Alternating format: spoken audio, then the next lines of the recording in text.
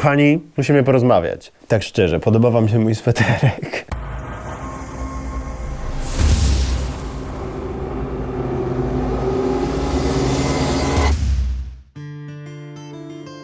To, co tutaj widzicie, to jest gra pod tytułem Death Stranding w takiej bardzo specjalnej edycji. Przyszła do mnie w tym oto gigantycznym pudle, które jest stylizowane na pudła, które nosi ze sobą bohater tej gry. I make deliveries. That's all. Ta paczka, jak była pełna, to ważyła jakieś 10 kg.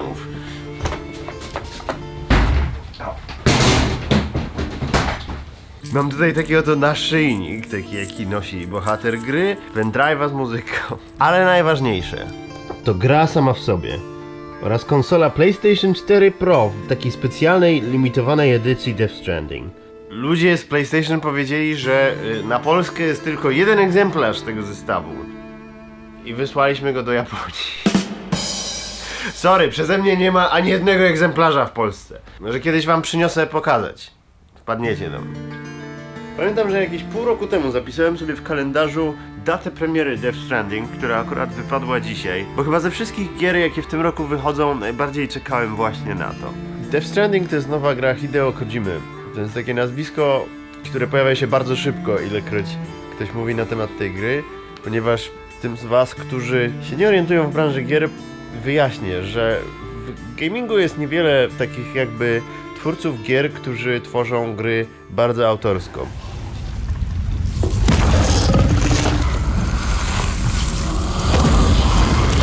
Bo gry powstają w wielkich zespołach i raczej mało kto ma nad nimi taką kreatywną kontrolę, żeby utożsamiać na przykład grę jako autorskie dzieło, tak jak na przykład płyta z muzyką, czy książka, czy coś innego jest autorskim dziełem pewnej osoby. Hideo Kojima jest jedną z tych osób, które mogą sobie pozwolić na to, żeby robić rzeczy w 100% po swojemu. On ma ten taki kredyt zaufania, przez co jego gry są dziwne, nietypowe. Did you ever think about writing a more straightforward story? One that doesn't use so many fictional terms, science fiction terms and concepts?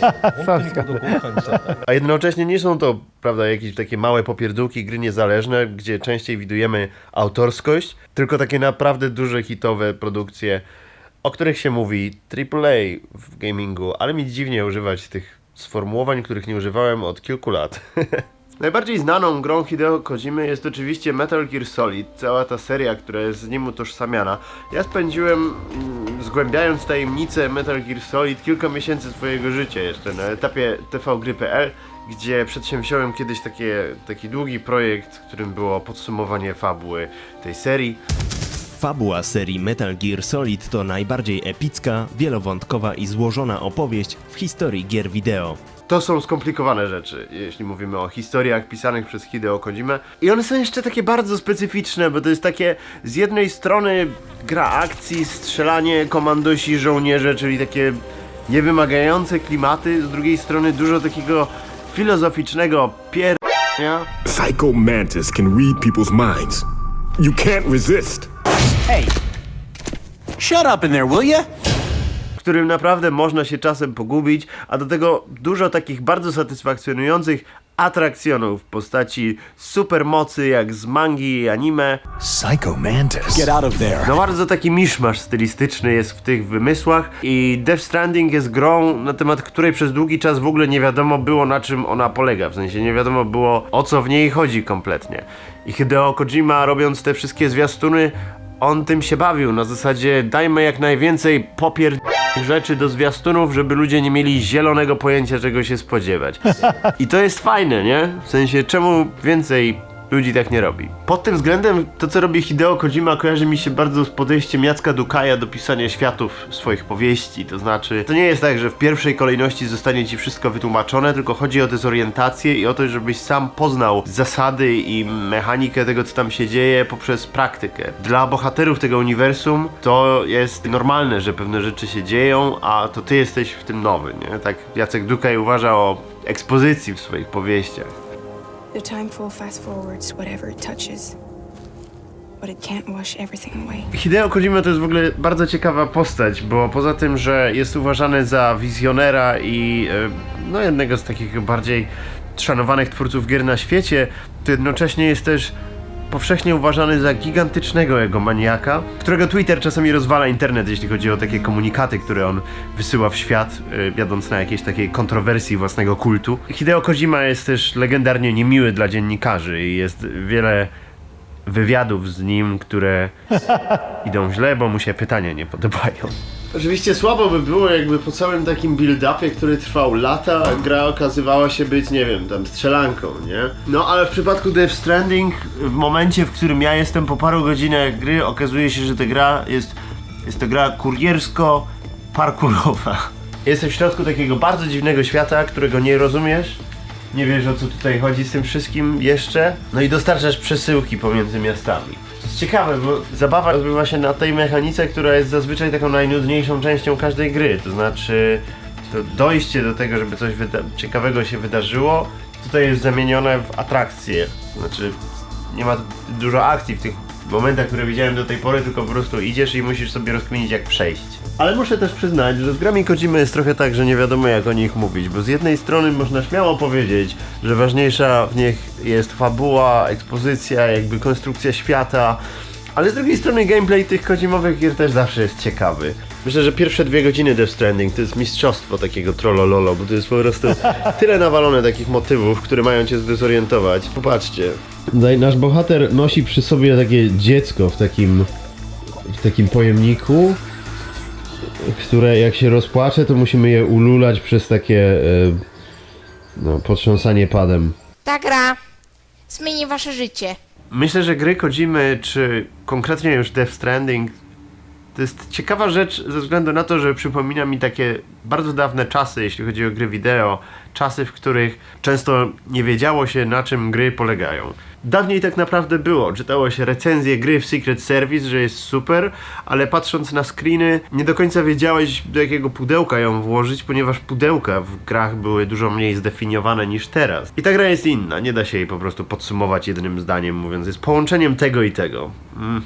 Ja lubię w ogóle w grach taką stylówę narracji, że fabuła nie jest do końca podana na tacy, tylko trzeba sobie o niej poczytać sobie jakieś takie in-game'owe wskazówki i tak dalej. Spoko to jest, no pierwsze 5 godzin Death Stranding bardzo na plus. To jest na pewno gra dla graczy, albo dla bardzo odważnych niegraczy, w sensie ona potrafi być na początku przytłaczająca przez to, że tych mechanik i systemów rozgrywki jest tutaj bardzo dużo, tylko chyba po prostu jak to u Kojimy nie należy się tym za bardzo przejmować, bo nie ze wszystkiego trzeba po prostu umieć korzystać od samego początku. Tak samo było w Metal Gear Solid, że jakby tam sposobów przechodzenia tej gry było multum, ale tak naprawdę da się ją jakoś tak przejść na pałę.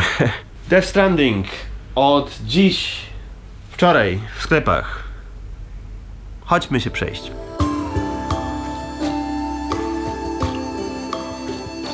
Ładnie jest ostatnio w Japonii. Jesień w Japonii to piękna pora roku. Jeśli rozważacie wbić, to zapraszam, przylatujcie, czekamy. No tak, jest już choinka przy Bunkamura. Ta choinka tradycyjnie staje podczas sprzątania po Halloween w Shibuya, więc... Kilka dni temu w Shibuya otworzono Shibuya Scramble Square. Taki nowy wieżowiec, nowy budowiec, nowy budynek. Muszę sobie przyjść tu na zwiady, zobaczyć nowe punkty widokowe, bo to nowe opcje kręcenia tej części miasta się pojawiły, ale nie dziś, bo straszna kolejka. Kiedy na świecie otwiera się jakieś nowe centrum handlowe, ja zazwyczaj mam jakieś takie podskórne przerażenie. Może fajny byłby film, nowe centrum handlowe otwarte w Shibui i zrobione takie przejście, ale ja nie mogę czegoś takiego zrobić. Normalnie spędziłem tam 20 minut i miałem prawie że atak paniki.